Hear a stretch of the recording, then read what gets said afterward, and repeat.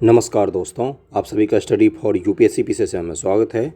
ये CDPO mains का paper है जीएस 1 का। बहुत ही अच्छे सवाल हैं इसमें। इसको हम एक एक करके अंत तक डिस्कस करते जाएंगे।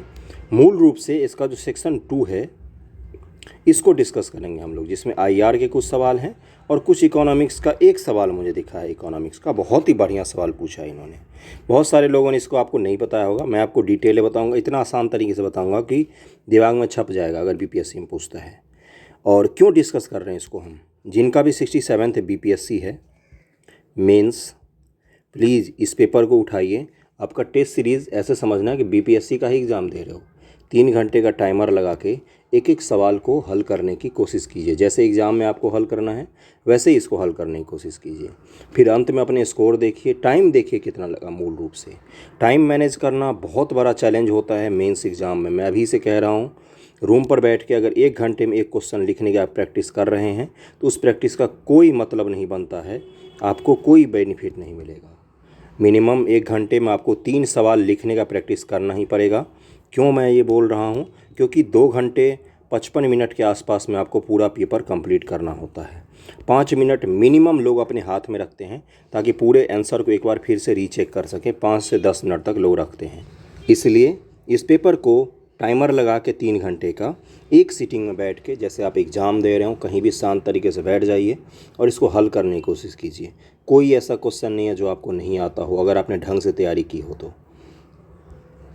और पता ही है, कल रात में तो भूकंप वगैरह आए थे दिल्ली वगैरह में, तो इसलिए कल रात तो पूरा बर्बाद, आज सुबह से पूरा दिन बर्बाद, इसलिए वीडियो ही नहीं बना पाया था। सुबह से सो रहा था मैं तो आज। तो 1857 का पहला ही क्वेश्चन गलत दे दिया। 1855-56 है संथाल विद्रोह के कारण, परिणाम और महत्व को उजागर कीजिए। तो यहाँ पर आपको ये मत देखिए, बस ये देखिए संथाल विद्रोह के कारण, परिणाम और महत्व को उजागर करना है आपको। बहुत ही अच्छा क्वेश्चन, बहुत ही आसान सवाल। ग्रुप जो चलता अपना मेंस आंसर राइटिंग का, हर दूसरे दिन पर कोई ना कोई ये क्वेश्चन लिख के भेजता है। कोई नया क्वेश्चन तो था नहीं, इसलिए मैंने बोला सेक्शन 2 पर डायरेक्ट चलेंगे। अगला है बिहार में सन 1857 से 1949 ईस्वी के मध्य तकनीकी शिक्षा के विकास का आलोचनात्मक परीक्षण कीजिए। मतलब आपको क्रिटिकल एनालिसिस करना है। क्रिटिकल एनालिसिस मतलब आलोचना करते हुए आपको बताना है इसको।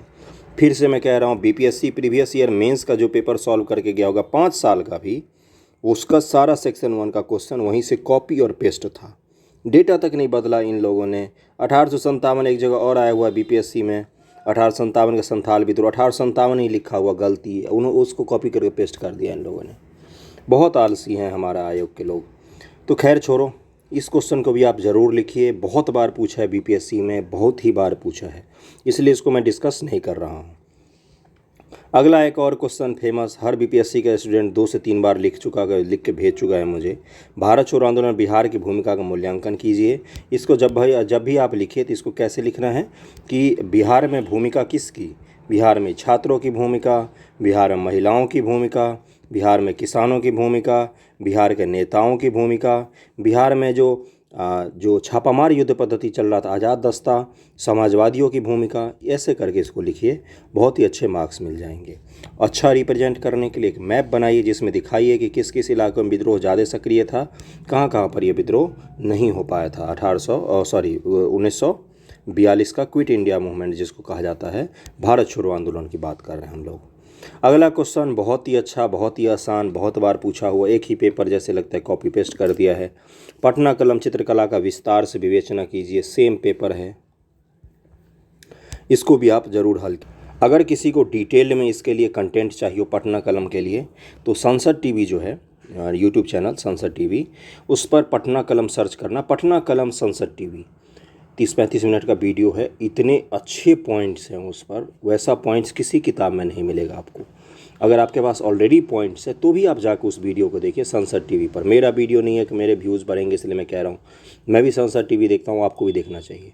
तो बहुत ही अच्छे पॉइंट्स मिल जाएंगे वहाँ से आपको, और भी आपका आंसर इम्प्रेसिव होगा, बिल्कुल इफेक्टिव, पढ़ने वाला बिल्कुल दम्ब हो जाएगा। मौर्य कला के प्रमुख विशेषताओं का वर्णन कीजिए। 10 बच्चे रोज़ स्तंभ की एक फ़ोटो बनाते हैं, उस पर जैसा तैसा बाघ शेर बनाते हैं और भेजते हैं, फिर एक स्तूप बनाते हैं। ओके, तो ये तो बहुत ही आसान है, लेकिन इसमें एक क्वेश्चन में गलती करते हैं मैक्सिमम बच्चे। कौन सी गलती वो गलती ये करते हैं मैक्सिमम स्टूडेंट कि कोई भी ये नहीं लिखता कि मौर्य काल में कला में क्यों विकसित हुई। क्यों विकसित हुई। शुरुआत में ही इंट्रो के बाद ही आपको इसको लिखना चाहिए कि मौर्य काल में ऐसा क्या हुआ, इस समय जो कला विकसित हुई वो इसके बाद से लगभग में अभी तक बनी हुई है। कोई भी कभी कोई बीच में ऐसा ब्रेकडाउन नहीं आया जैसे हड़प्पा के बाद और मौर्य कला के बीच में आया 1000 सालों का। तो इसलिए आपको उसको ज़रूर लिखना है कि आखिर क्या था ऐसा मौर्य काल में कि इतनी उन्नत इनकी कला का विकास हुआ। तो इसको लिखना है आपको, ओके। उसके बाद तो आप बाकी लिख सकते हैं कि आप लिखते हैं राजकीय कला। कैसे लिखते हैं बच्चे, राजकीय कला लिखते हैं, फिर लिखते हैं लोक कला, फिर लोक कला के 3-4 उदाहरण देते हैं, फिर राजकीय कला के उदाहरण देते हैं, फिर इसमें मूर्तियों के नाम लिख देते हैं वो लोग, मृदभांड के नाम आप लिख सकते हैं। बहुत अच्छे अच्छे स्तूप बनाए गए हैं अशोक के द्वारा। उसके बाद स्तंभ बनाए गए, अशोक स्तंभ, वो भी अपने आप में एक कला है। इन सब चीज़ों का आप लिख सकते हैं। फिर कुछ लोग उसके राजप्रसाद जो था चंद्रगुप्त मौर्य का, जो लकड़ी का बना था, किसने बोला था कि ये देवताओं द्वारा निर्मित है, फाहियान या ह्वेनसांग में किसी ने बोला था। तो ये सब चीज़ों को आप लिखकर डिटेल में इस आंसर को लिखिए। इस तरह के क्वेश्चन जो होते हैं ना, मैं क्या बता रहा हूँ, अब मेरी बात का ध्यान से सुनना, जो मैं कहने जा रहा हूँ बिल्कुल पॉइंट पर आना। 1800 तेरी छोड़ो ना, संथाल विद्रोह के कारण परिणाम, या फिर बिहार में शिक्षा का विकास, भारत छोड़ो आंदोलन में बिहार की भूमिका, पटना कलम, और अगला कौन सा था, मौर्य कला की प्रमुख विशेषता। ये सब वैसे सवाल है ना जो 100% बच्चा कोई भी मेंस देने गया होगा ना वो तैयार करके गया होगा। डिपेंड ये करता है कि आपने कितना अच्छा सा तैयार किया हुआ है, आपका इंट्रो बाकी लोगों से कैसे अलग है। सब यही चीज़ तैयार करके जाते हैं।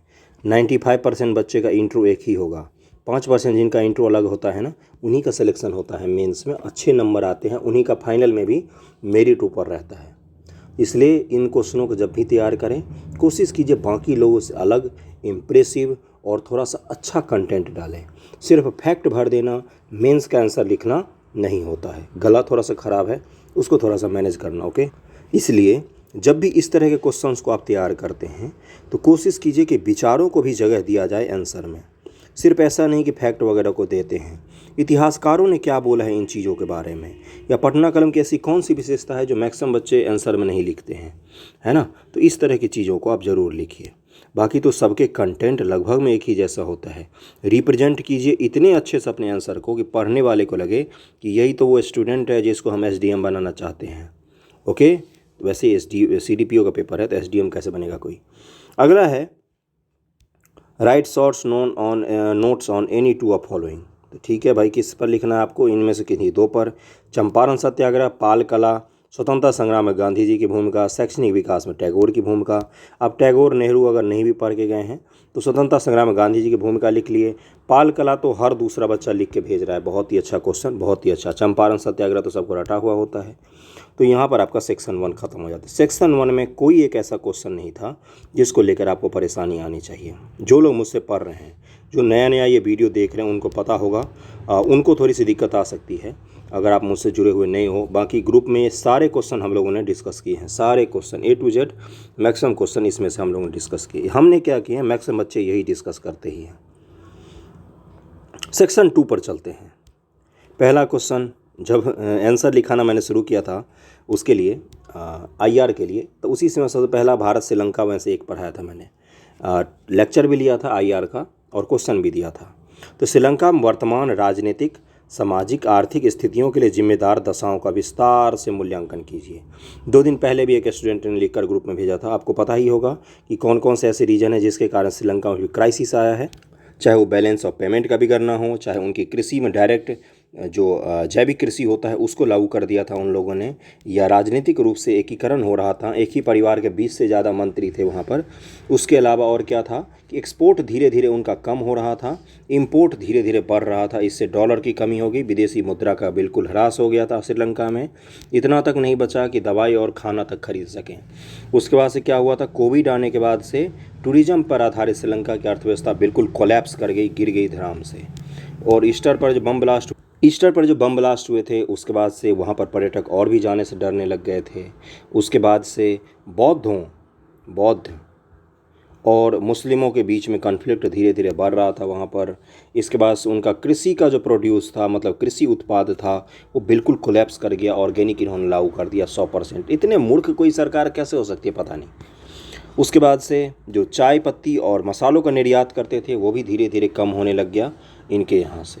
तो ये सब बहुत बड़े बड़े कारण हैं। 2012 के बाद से ही ये ऋण जाल में फंसते जा रहे हैं चीन के, जिसके कारण से इनके यहाँ जो डॉलर का होता था वो अधिकांशतः ऋण चुकाने में ही इनका विदेशी मुद्रा चला जाता था। तो ये खाएंगे क्या और उसको लगाएंगे क्या, तो इसलिए इनकी इकोनॉमी कोलैप्स कर गया बिल्कुल पूरे तरीके से। लेकिन क्वेश्चन में आपसे क्या पूछा है, यहीं पर अंतर आता है एक एवरेज आंसर में और एक प्रॉपर के आंसर में। श्रीलंका में वर्तमान राजनीतिक, सामाजिक और आर्थिक स्थितियों के लिए जिम्मेदार दशा को लिखना है। पॉलिटिकली रूप से क्यों ऐसा हुआ, सोशल रूप से क्यों ऐसा हुआ, और आर्थिक स्थिति का क्यों हुआ। तो आर्थिक स्थिति मैंने बता ही दिया। सोशल में आप क्या लिख सकते हैं, जो सिंहली बहुल सरकार थी वो वहाँ के तमिल माइनॉरिटी हो या मुस्लिम्स हो या नॉन बौद्ध हो, उनको डिप्रेस करने की कोशिश करती थी। इसलिए भी वहाँ पर कन्फ्लिक्ट धीरे धीरे बढ़ रहा था, आंतरिक रूप से कलह बढ़ रहा था। राजनीतिक में क्या बोल सकते हैं कि टोटली पॉलिटिकली रूप से मोनोपोली स्थापित हो गया था। इसका मतलब क्या होता, एक छत्र राज था। एक भाई राष्ट्रपति है, दूसरा भाई प्रधानमंत्री बन जाता था। पहले भाई प्रधानमंत्री तो दूसरा राष्ट्रपति। 10 से ज़्यादा कैबिनेट मिनिस्टर एक ही परिवार से बिलोंग करते थे। पूरा का पूरा सत्ता हथियार रखा था एक आदमी के हाथ में। किस चीज़ के नाम पर, तो सिंहली राष्ट्रवाद के नाम पर। तो इसको आप पॉलिटिकल क्राइसिस में डिटेल्ड में लिख सकते हैं। ओके, बाकी कुछ पॉइंट्स अगर छूट गए हों तो उसके लिए मैं बाद में कभी एक्सप्लेन कर दूंगा। वैसे मैं बहुत अच्छे से भारत और श्रीलंका के रिलेशन एक्सप्लेन किए हुए हैं वीडियो में। IR नाम से प्लेलिस्ट ही होगा, उसमें जाके आप देख सकते हैं। और तो इसमें कुछ लिखना नहीं था आपसे, और कुछ भी नहीं पूछा है, बस वहाँ की आर्थिक दशाओं के बारे में पूछा है। ये मत लिखने बैठ जाना कि भारत के साथ कैसा संबंध है, क्योंकि अगर समय बचे तो मत जाना इस पर लिखने के लिए, नहीं तो आपके पास समय ही नहीं बचेगा, इतना सारा लिखना होता है मेंस में। इसलिए मैं कह रहा हूँ बार बार कि टाइम मैंने जिसने कर लिया मेंस में उसका क्लियर 80% तो पहले ही हो जाता है। मतलब अगर मेंस एग्ज़ाम देने गए, अगर 8 के 8 सवाल आपने अच्छे से लिख भी दिए हैं ना, सारे सवाल संपूर्ण रूप से, तो भी आपके सिलेक्शन का चांसेस 90% से ज़्यादा हो जाता है मेंस में। मैक्सिमम स्टूडेंट का क्वेश्चन का कोई न कोई हिस्सा या तो छूट जाता है या कोई क्वेश्चन ही छूट जाता है, इंक्लूडिंग UPSC एंड BPSC। 3 घंटा में UPSC में 20 सवाल लिखने होते हैं, लेकिन वहाँ पर शब्द सीमित होते हैं, और BPSC में 3 घंटा में 8 सवाल लिखने होते हैं, नो वर्ड लिमिट, तो ज़्यादा कठिन हो जाता है थोड़ा सा। ये सवाल सबसे अच्छा था, सबसे प्यारा सवाल था, और सबसे टफ लग सकता है कुछ लोगों को। मुझे आसान लगा है, मैं आपको बताता हूँ, आपको भी आज से आसान लगेगा। क्या है क्वेश्चन, कि अमेरिकी डॉलर की तुलना में भारतीय रुपये के मूल्य में आ रहे ह्रास का भारत की अर्थव्यवस्था पर पड़ने वाले प्रभाव की समीक्षा कीजिए। कीवर्ड्स पकड़ते हैं, चलिए देखते हैं क्या सब बोल रहा है। अमेरिकी डॉलर की तुलना में भारतीय रुपये के मूल्य में आ रहे ह्रास का भारत की अर्थव्यवस्था पर पड़ने वाले प्रभाव, इंडियन इकोनॉमी पर क्या इसका प्रभाव पड़ रहा है, समीक्षा कीजिए। रुपए के मूल्य के पुनर्प्राप्ति के संभावित उपायों को सुझाइए। और दूसरा क्या बोला इसने, कि रुपए का जो मूल्य है, कहाँ गया भाई, ये रहा, रुपए का जो मूल्य है उसको हमें फिर से गेन करना है। मान लो 82-83 पर चल गया है डॉलर और रुपया, तो उसको हमें फिर से कम करके लाना है। तो उपाय भी पूछा है आपसे। चलिए अब देखते हैं इसको कैसे हल करना होता है। जिनको भी इकोनॉमिक्स की समझ होगी वो बहुत अच्छे से कर ले जाएंगे, कोई रटने की चीज़ इसमें थी ही नहीं। मौद्रिक नीति नाम की चीज़ आपने सुना होगा। मौद्रिक नीति होता है, हर देश का अलग अलग होता है।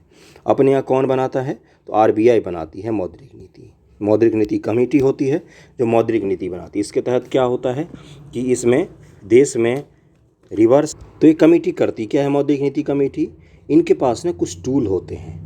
मैं किसी दिन लेक्चर इकोनॉमिक्स में लेकर डिटेल मौद्रिक नीति पढ़ाऊंगा आपको, अगले लेक्चर में ही कर दूंगा। इनके पास कुछ टूल होते हैं। किस चीज़ का टूल होता है, भारत में भी RBI के पास है, कि रुपए को हम कैसे मजबूत करें और रुपए को कैसे कमज़ोर करें। बिल्कुल सही सुन रहे हो, कमज़ोर करने से भी कभी कभी बेनिफिट होता है हमें। वैसे ही अमेरिकी गवर्नमेंट जो है उनके पास भी है कि डॉलर को कैसे मजबूत करें और डॉलर को कैसे कमज़ोर किया जाए। अब इससे बेनिफिट क्या होता है, देखो अभी जैसे दुनिया में इन्फ्लेशन बढ़ रहा है, एक टर्म सुना होगा आप लोगों ने, इन्फ्लेशन। इन्फ्लेशन का मतलब क्या होता है, मुद्रास्फीति। मुद्रास्फीति क्या होती है, जब मुद्रा बहुत ज़्यादा अधिक हो जाए ना, कैश बहुत ज़्यादा अधिक हो जाए ना, उसी को कहा जाता है मुद्रास्फीति। अब बताओ, कैश सबके हाथ में आगे बहुत ज़्यादा देखते, जिसकी भी चीज़ की सप्लाई ज़्यादा हो जाती, कैश की सप्लाई हो जाएगी ज़्यादा, तो क्या हो जाएगा, कैश का वैल्यू कम हो जाएगा। सीधा सा अगर सिंपल भाषा में बोलें तो मुद्रास्फीति का मतलब होता है महंगाई।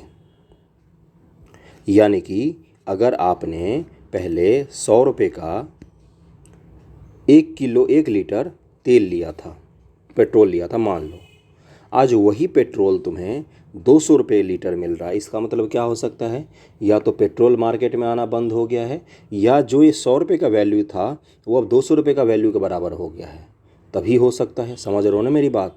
यानी कि कल का जो 1 रुपया 2 रुपया था तो आज के 1 रुपये के बराबर है। इसी को क्या कहा जाता है कि पैसे की वैल्यू कम हो गई है। समझ में आ रही है बात। इसी को कहा जाता है कि मुद्रास्फीति हो गया है देश में। तो पूरी दुनिया में इंक्लूडिंग यूएसए, अमेरिका में इतना ज़्यादा मुद्रास्फीति आज से पहले कभी भी नहीं आया था। वहाँ पर मिड टर्म इलेक्शन हो रहे हैं, उसमें मुद्रास्फीति सबसे बड़ा मुद्दा बन गया है, तो इसलिए ये क्वेश्चन पूछा गया है। पहली बात तो ये समझ लीजिए।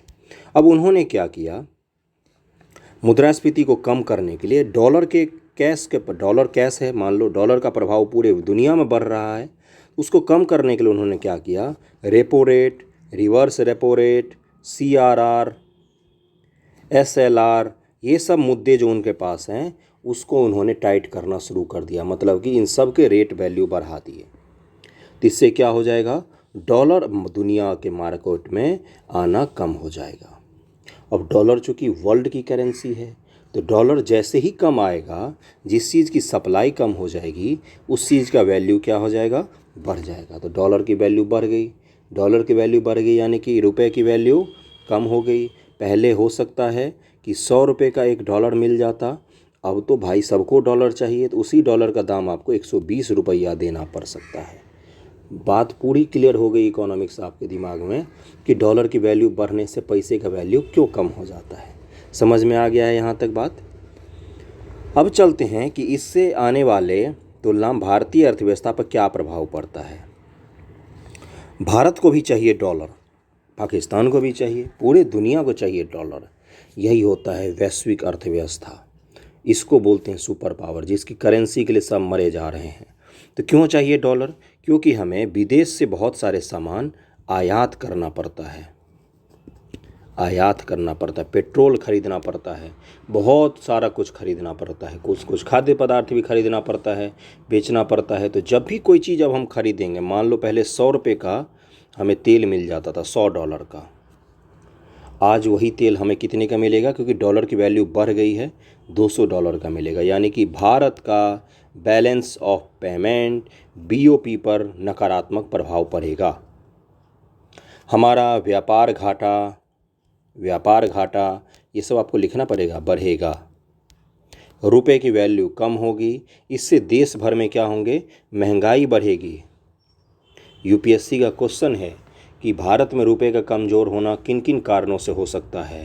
तो UPSC प्री में ऐसे क्वेश्चन पूछती है, BPSC ने मेंस में आपको डिटेल में पूछा है लिखने के लिए। तो इसलिए आप कह सकते हैं कि जैसे ही रुपए की वैल्यू कम होगी, जो पेट्रोल आपको 100 रुपये का मिल रहा था वो 110 का मिलेगा, जो प्याज आपको 50 का मिल रहा था वो 60 का मिलना शुरू हो जाएगा, जो मिठाई आप 100 का खरीद रहे थे 150 का खरीद सकते हैं, जो कपड़े आप 50 के खरीद रहे थे वो 500 के खरीदने पड़ सकते हैं। ये तो बहुत ज़्यादा हो गया, थोड़ा सा मैं भी बहक गया इमोशन में। जो 50 के खरीदने पड़ रहे थे वो 100 के खरीदने पड़ सकते हैं। यानी कि क्या हो रहा है, पैसे की वैल्यू कम हो रही है। क्या डॉलर का दाम बढ़ना, हमेशा पैसे की वैल्यू कमज़ोर होना हमारे लिए क्या नुकसान का कारक ही होता है? नहीं। यही तो पूछा है ना, प्रभाव में आपको पॉजिटिव और नेगेटिव दोनों लिखना पड़ेगा। तो आप लिखोगे यहाँ पर कि पॉजिटिव प्रभाव में क्या होते हैं, जब जब पैसे की वैल्यू कम होती है, यानी कि रुपए का वैल्यू कम होता है, तब तब हमारा एक्सपोर्ट बढ़ता है। यानी कि हम दूसरे देश को ज़्यादा सामान बेच पाते, दूसरे देश सामान ज़्यादा खरीदने आएंगे। अब पहले कोई 1 डॉलर लेके आता था, वो मान लो 100 रुपये का ही सामान खरीद पाता था। आज अगर वो 1 डॉलर लेके आएगा तो 200 रुपये का सामान हो सकता है खरीद ले। यानी कि जब रुपया कमज़ोर होता है तो हमारा एक्सपोर्ट बढ़ता है, और जब रुपया मजबूत होता है रुपया मजबूत होगा तो हमारा इंपोर्ट बढ़ सकता है, इंपोर्ट हमारे लिए फ़ायदा कारक होता है। और जब रुपया कमज़ोर होता है तो एक्सपोर्ट ज़्यादा बढ़ जाता है अपने यहाँ से, और इंपोर्ट करना बड़ा मुश्किल हो जाता है जब रुपया कमज़ोर होता है तो, क्योंकि उसी चीज़ के लिए हमें ज़्यादा डॉलर देना पड़ेगा। हमारा जो विदेशी मुद्रा भंडार है उस पर विपरीत प्रभाव पड़ता है, वो धीरे धीरे कम होने लग जाता है। अब आते हैं कि इस पे प्रभाव जो पड़े हैं इनको कैसे ठीक किया जाए, रुपए की वैल्यू को कैसे ठीक किया जाए। इसके लिए क्या है, सबसे पहली चीज़ कि अब उनके यहाँ के फेडरल रिजर्व बैंक ने क्या किया, रेट बढ़ा दिया, सारा मौद्रिक नीति, टाइट मॉनेटरी पॉलिसीज़ को कहा जाता है, उसको लागू कर दिया। तो हम अपने यहाँ के आरबीआई को बोलेंगे भाई तुम क्यों बैठो, तुम भी लागू करो। तो ये बोलेंगे ठीक है भाई आ जाओ, आज से तुम्हारा repo rate, reverse repo rate, cash reserve ratio, SLR, BR bank rate, ये सब कुछ बढ़ा रहे हैं हम। एक झटके में अगर इन्होंने 0.5% से भी बढ़ा दिया, देखना सब 4-4.5% के आसपास रहते हैं, बदलता रहता है हर 3-4 महीने पर, तो एक झटके में पूरे भारत के मार्केट से ये 50 से 60 हज़ार करोड़ रुपए खींच लेंगे कैश, और सारा कहाँ पहुँच जाएगा, सारा पहुँच जाएगा आरबीआई के पास। यानी कि जैसे ही भारत के मार्केट में रुपए का जो फ्लो था, कैश का जो फ्लो था वो कम हो गया, कैश मार्केट में कम है तो जो चीज़ कम है उसकी वैल्यू बढ़ जाती है। समझ में आ गई बात, जो चीज़ ज़्यादा होता है उसकी वैल्यू कम हो जाती है, जो चीज़ कम होता है उसकी वैल्यू बढ़ जाती है। तब भारत में क्या होगा, बढ़ जाएगा कैश का जो रुपए की वैल्यू है वो बढ़ जाएगी, यानी कि मौद्रिक नीति के द्वारा आरबीआई बढ़ा सकती है। इसके अलावा हम क्या कर सकते हैं, रुपए पर से अपनी निर्भरता को, डॉलर पर से अपनी निर्भरता को समाप्त कर सकते हैं। हम बोल सकते हैं सऊदी अरब से, इराक से, रूस से कि भाई ऐसा करो तुम रुपए में ही हमसे व्यापार करो, हमारा रुपया लो और हमें तेल दो। बोलेंगे ठीक है, मान लो रूस जैसे भी कर रहा है भारत से व्यापार रुपए लेकर, इसी तरह से हम बाकी देशों को भी बोल सकते हैं, जैसे ईरान को हम बोल सकते हैं कि रुपए लो हमसे व्यापार करो तेल पर। एक्सपोर्ट को हम कम कर सकते हैं, भारत जो बाहर से हम आयात करते इंपोर्ट, उसको हम कम कर सकते हैं। उससे क्या होगा, उससे हमें डॉलर की ज़रूरत ही कम पड़ेगी, डॉलर की ज़रूरत कम पड़ेगी तो डॉलर की वैल्यू कम रहेगी अपना, है ना, हमारे रुपए पर उतना खास प्रभाव पड़ेगा नहीं। तो ये चीज़ें कर सकते हैं आप उपाय के रूप में। इसके अलावा कोई खास उपाय नहीं, आपको एक्सप्लेन करना पड़ेगा मुद्रास्फीति को, अमेरिकी डॉलर में क्या प्रभाव पड़ता है, क्यों अभी दाम बढ़ा है, क्यों इन्फ्लेशन बढ़ा है, रूस यूक्रेन वॉर है, फूड सिक्योरिटी हो सकता है, कोरोना के बाद कंपनियां रिकवर नहीं कर पाई हैं, दुनिया में पूरा का पूरा सप्लाई चेन बिगड़ा हुआ है, और जो जलवायु परिवर्तन के कारण उत्पादन भी इस बार गिर गया है, इसके कारण से महंगाई बढ़ी है पूरे दुनिया में। ओके, तेल के दाम बढ़े हैं, तेल के दाम बहुत ज़्यादा बढ़ गए हैं, इससे पूरे दुनिया में इन्फ्लेशन बढ़ जाता है। सोचो कोई सब्जी को पहले मंडी तक लाने के लिए 100 रुपया खर्च करना पड़ता था पेट्रोल मिला के, आज पेट्रोल के दाम बढ़ जाने से उसको 200 रुपया खर्च करना पड़ेगा। तो ये 100 रुपया एक्स्ट्रा खर्च करना पड़ेगा, वो किससे वसूल करेगा, सब्जी के दाम पर जोड़ के वसूल करेगा। तो यही होता है, तेल का दाम बढ़ने से पूरी दुनिया में इन्फ्लेशन बढ़ जाता है। ये बेसिक इकोनॉमिक्स था, मैंने समझाने की कोशिश की है, आपको समझ में आया होगा उम्मीद करता हूँ। अगला क्वेश्चन है, हिंद प्रशांत क्षेत्र क्यों अत्यंत महत्वपूर्ण है, इस प्रदेश पर क्वाड देशों की व्यूह रचना की व्याख्या कीजिए। एग्ज़ाम से 2 से 3 दिन पहले मैंने क्वाड पढ़ाया है, जिसमें इंडो पैसिफिक को मैंने इतना बढ़िया तरीके से एक्सप्लेन किया है, जो आप जाके देखेंगे तो आपको खुद लगेगा कि इसके अलावा तो कुछ और लिखना ही नहीं था इस पेपर में। तो इंडो पैसिफिक को मैंने पूरा एक्सप्लेन कर दिया था कि दुनिया की आधी आबादी इसी क्षेत्र में रहती है, दुनिया की 2/3 इकोनॉमी इसी क्षेत्र में रहती है, दुनिया के बड़े बड़े आर्म फोर्स जो हैं आर्मी वो इसी क्षेत्र में रहते हैं, एशियन टाइगर्स जिनको कहा जाता है इकोनॉमिक्स के मामले में, इकोनॉमिक अर्थशास्त्र के मामले में, वो सारे देश यहीं पर रहते हैं। इसके अलावा जापान जैसा दुनिया का तीसरा बड़ा इकोनॉमी, चीन दुनिया का दूसरा बड़ा इकोनॉमी, भारत दुनिया का 5वां इकोनॉमी, इन सब के जुड़े हुए हैं इंडो पैसिफिक क्षेत्र से अपने अपने इंटरेस्ट। इंडो पैसिफिक क्षेत्र किसको कहा जाता है, अफ्रीका का पूर्वी तट लीजिए और प्रशांत महासागर के पश्चिमी, ये पूरा भाग कहलाता है इंडो पैसिफिक क्षेत्र। पहले इसको एशिया पैसिफिक के नाम से जाना जाता था। भारत का प्रभुत्व धीरे धीरे बढ़ रहा है इन क्षेत्रों में, इसलिए अमेरिका और भारत के स्ट्रेटजी के बाद इसको इस क्षेत्र के रूप में हिंद प्रशांत का नाम दिया गया है। और यहाँ पर चीन का भी इंटरेस्ट है, चीन का दक्षिणी चीन सागर में हम घेरने की कोशिश कर रहे हैं। क्वाड देशों को बनाया गया है कि ऑस्ट्रेलिया इसी क्षेत्र का देश है, इसके अलावा से भारत इसी क्षेत्र का देश है, इसके अलावा जापान इसी क्षेत्र का देश है। इसके अलावा हम आने वाले समय में कोशिश कर रहे हैं कि आसियान के बहुत सारे देशों को भी क्वाड में शामिल किया जाए। क्वाड को मैं डिटेल में एक्सप्लेन कर चुका हूँ कि ये 4 देश हैं जो सप्लाई चेन को बनाना चाहते हैं एक तरीके से चीन पर निर्भरता ख़त्म करके, मिलिट्री के रूप में, इकोनॉमी के रूप में, रूल बेस्ड वर्ल्ड ऑर्डर। क्या शब्द यूज़ किया था क्वाड ने शब्द यूज़ किया था रूल बेस्ड वर्ल्ड ऑर्डर। इसका मतलब क्या होता है, नियम कायदा आधारित पूरी दुनिया होना चाहिए, समुद्र में किसी की दादागिरी नहीं चलनी चाहिए। इस क्षेत्र में चीन अपना प्रभुत्व बनाने की कोशिश कर रहा है, हम क्वाड के द्वारा उसको काउंटर करने की कोशिश कर रहे हैं। बहुत डिटेल में मैंने इसको पढ़ा है, आप जाके इसको देख सकते हैं। अगला एक बहुत ही सुंदर सा क्वेश्चन पूछा है, बहुत ही इरेलेवेंट टाइप का क्वेश्चन पूछा है, बहुत बार पूछा जा चुका है। क्या वैश्विक शांति के लिए संयुक्त राष्ट्र संघ को अधिक सशक्त करने का समय आ गया है? विस्तार से विवेचना कीजिए। जब भी दुनिया में कोई युद्ध होता है पूछा जाता है कि क्या यूएन को और शक्ति देनी चाहिए, तो इससे क्या होगा, आपको इसमें ये लिखना होगा कि यूएन जो है, क्यों पूछा है सबसे पहले ये क्वेश्चन। जैसे आप देखो अभी कौन सा युद्ध चल रहा है, रूस और यूक्रेन का युद्ध चल रहा है, इसलिए ये क्वेश्चन पूछा है। जब जब कोई युद्ध चलता है ये क्वेश्चन आपको बीपीएससी के पेपर में दिखेगा ही दिखेगा कि यूएन को क्या शक्ति है। सबसे पहले चीज़ आपको ये लिखना है, संयुक्त राष्ट्र के बारे में आपको लिख देना है। उसके बाद आपको ये लिखना है कि संयुक्त राष्ट्र के पास क्या क्या कमियां हैं इनमें। सबसे पहले चीज़, इनके पास पैसा तो है ही नहीं अपना, ये तो दुनिया भर से मांग चांग के किसी तरह से संगठन चला रहे हैं।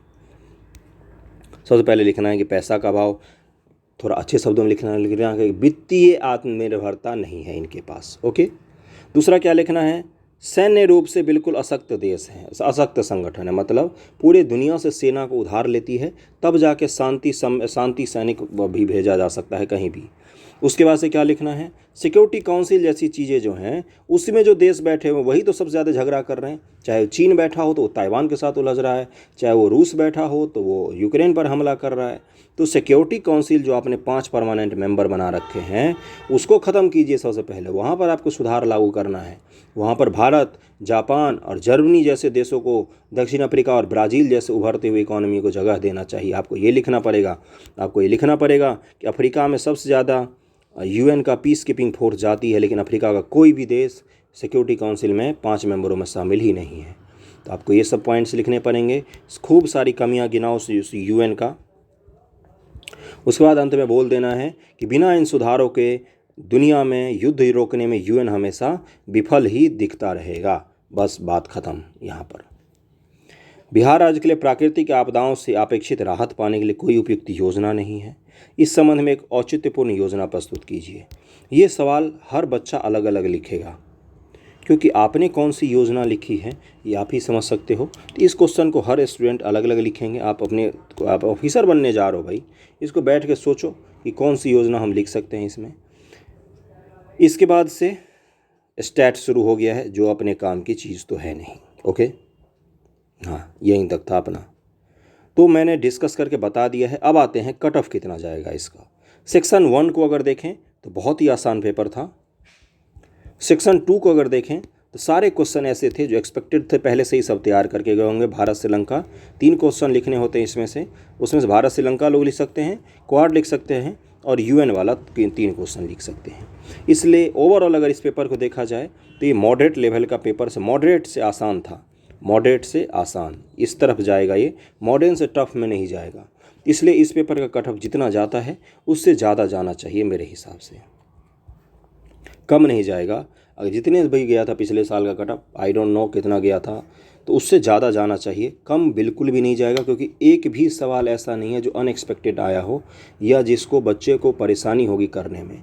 ऑप्शन रहते हैं छोड़ने का, आप छोड़ सकते हो। 8 ही प्रश्न लिखना होता है, 8-9 तो 8 प्रश्न लिखना होता है। तो इसलिए ये पेपर आसान था। आसान पेपर में कट ऑफ ऑब्वियसली ज़्यादा जाएगा। जैसा भी लगा हो डिस्कशन ज़रूर बताइए, कैसा लगा आपको discussion. Thank you so much आप सभी का।